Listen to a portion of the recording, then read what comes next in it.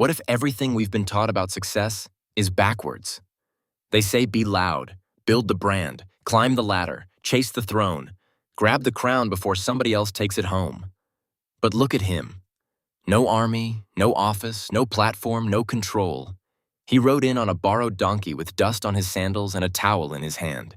Died naked on a Roman cross between two thieves while the empire that killed him didn't even learn his name for 30 years. And yet, 2,000 years later, 2.64 billion still follow. The hospital where you were born? His blueprint. The university on your resume? His movement laid the stone.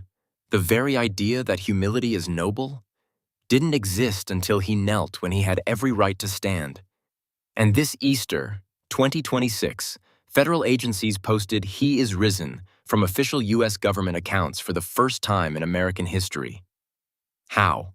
The prophets never promised a warrior with iron fists. Isaiah painted a servant, quiet, pierced for the many, interceding for his killers while the blood was still falling. 700 years before it happened, he never, not once, chased power. He redirected it. "I do nothing on my own," he said. When 5,000 tried to crown him, he ran. When the devil spread the kingdoms of the world like a buffet, he walked back down. Always down. Watch the pattern. God to servant, servant to human, human to obedient, obedient to death, death to cross. The exact reverse of ambition. Every rung surrendered, every title released. Then came the garden, Gethsemane, midnight, olive trees. 3 friends who couldn't stay awake, and sweat, like blood, pushing through his skin because the body knows what the spirit has agreed to, and the body is screaming no. He prayed once, he prayed twice, he prayed a 3rd time.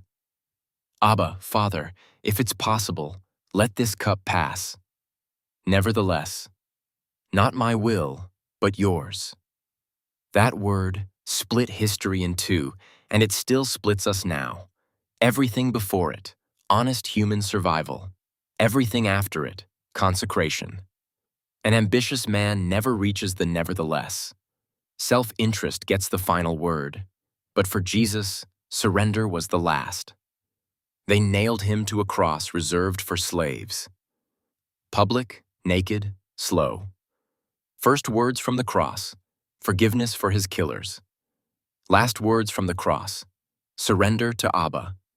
Not one syllable of ambition from the first breath to the last. Then, the tomb. 3 days of silence. The stone rolled shut. The empire moved on.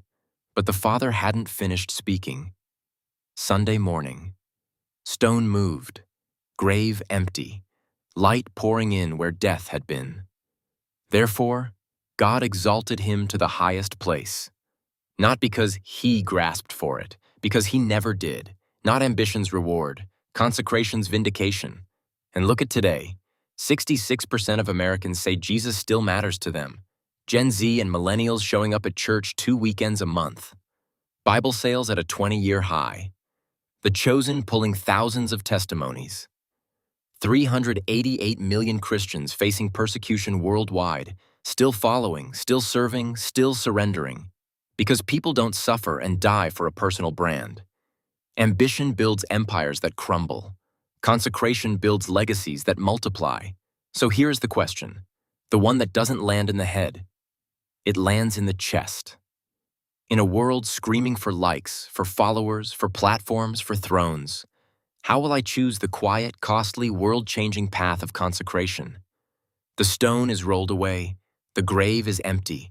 The quiet victory changed everything. He is risen indeed.